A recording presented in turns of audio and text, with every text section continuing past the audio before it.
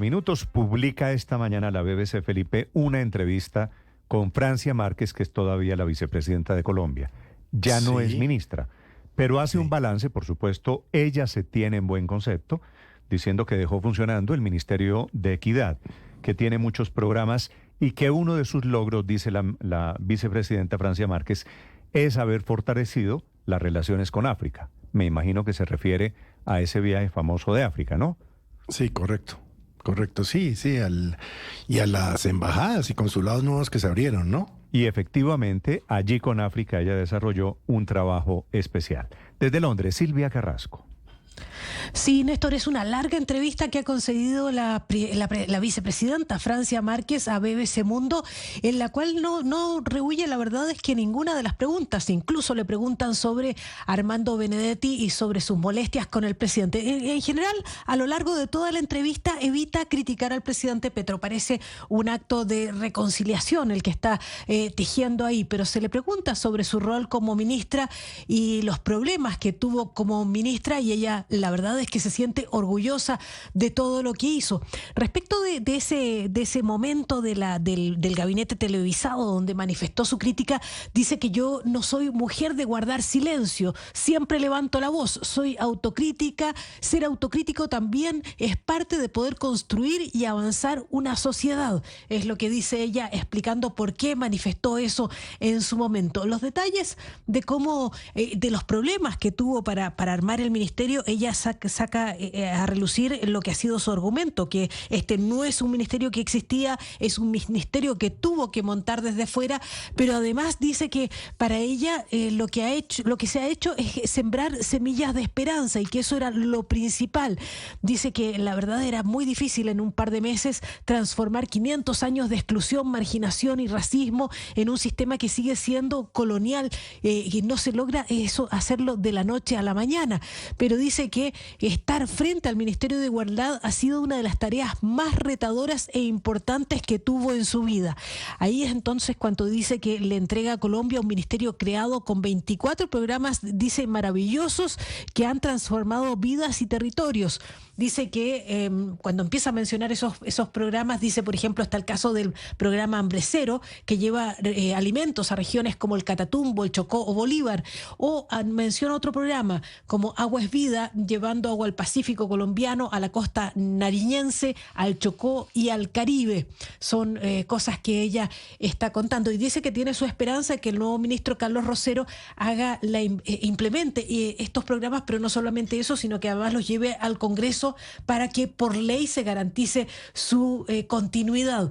Y ahí también dice esta frase que todos recordamos respecto de ese viaje que hizo al África, dice: en el exterior pude fortalecer relaciones con África, con el sur global, que gobiernos anteriores habían olvidado, pero veo importante seguir tejiendo. No entra en detalles sobre qué fue lo que se logró hacer después de ese viaje al África.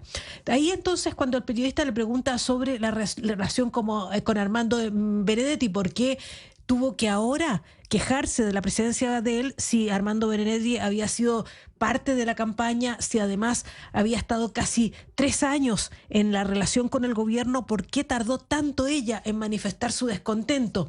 Ella dice que ella está en contra de cualquier tipo de violencia, dice que ella no había tenido problema en trabajar con Benedetti, que ella no conocía esas denuncias por violaciones de derechos de las mujeres o de violencias basadas en género. Dice que no tenía información sobre esa situación, que solamente cuando tuvo información fue que la manifesté, pero que sobre todo que ella no es un juez, que ella solamente podría manifestar su disconfort con esta situación, pero solamente lo conoció cuando las denuncias se expresaron públicamente, es lo que dice.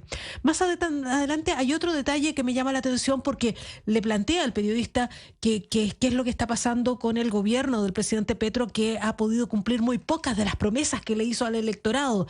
Entonces, ¿qué reflexiones, le pregunta el periodista, hace usted sobre los cambios que se han producido? Y según ella, hay cambios importantes, porque dice que ha cambiado el miedo a ocupar espacios del poder. Dice que en tiempos pasados era imposible que un hombre como Petro o una mujer como ella se atrevieran a disputar el poder en Colombia. Y también dice que ha habido un cambio importante respecto de dónde se invierten los presupuestos de la nación, que ahora hay la preocupación por llevar este tipo de cosas a los rincones y territorios más excluidos. Dice que la inversión está transformando realidades en las comunidades más marginadas. Y cuando le insiste sobre el tema de las promesas incumplidas, ella dice, bueno, en definitiva, nosotros no tenemos una varita mágica para ir de un día a otro a hacer los cambios. Dice que esto cuesta muchísimo moverlo. Es parte del resumen, Néstor, de esta extensísima entrevista que le hace BBC Mundo a la vicepresidenta Francia Márquez, que dice que ahora está mucho más concentrada en sus tareas como vicepresidenta, pero no define cuáles son esas. Es que no tiene tareas como vicepresidenta, Felipe. Ser vicepresidenta en Colombia, pues es esperar a que al presidente le pase algo. La vicepresidenta se le asignaron unas funciones, que era ministra de Equidad, pero desapareció, dejó de ser ministra, y en consecuencia, pues, ¿qué hace la vicepresidenta, Felipe, hoy en día? No, pues no tiene funciones, pero me hace acordar usted de una columna de hace 2 semanas del profesor Alfonso Gómez Méndez sobre la figura del designado y el vicepresidente, en el que finalmente el doctor Gómez dice, la única función que tiene el vicepresidente es llamar todos los días a la Casa de Nariño a preguntar cómo está la salud del presidente. Y si le responden que está bien, como está bien la salud del presidente Petro, pues ella ahí, se queda Felipe, sin oficio. En la banca, como los futbolistas, Ricardo. Sí. Un jugador que hace cuando está en la banca. Esperar, calentar, analizar, confiar en que lo llamen. Bueno, carreta, no hace nada. Que pues lo llamen a que haga algo. Esperando a que se lesione el otro, a ver si yo puedo entrar y me dan la palomita. Así está más o menos. A veces hay suplentes que terminan rindiendo más que los titulares. Ah, no, de acuerdo. Bueno, no sé si este sea el caso. No, en el fútbol, por eso le digo. Si me está sugiriendo algo aquí, no sé. Pero la doctora Francia la sentaron en la banca, ¿no? Sí, Felipe, está en la banca, por eso digo. En la entrevista con BBC, ella dice que está dedicada a sus funciones como vicepresidenta. ¿En la banca o en la tribuna? Porque también a veces que hay jugadores que están en la banca y hay veces que los ponen en la tribuna. Hay algunos que no llegan ni siquiera Es una a la pregunta banca. para entender. Buen análisis. Está en la tribuna, entonces, esperando a que la llamen a la banca. O sea, expulsada. Porque los que se van para la tribuna son a los que No los tienen en exactamente. cuenta. No los tienen en cuenta para el Entonces, partido. a ver, se la valgo. Está en la tribuna expulsada. expulsada No, del expulsada, partido, no. claro, La les ponen sacaron. roja y se van para la tribuna. No, ¿Algo más? protesto. Mejor dicho, está fuera del estadio, ya no más. 9 de la mañana.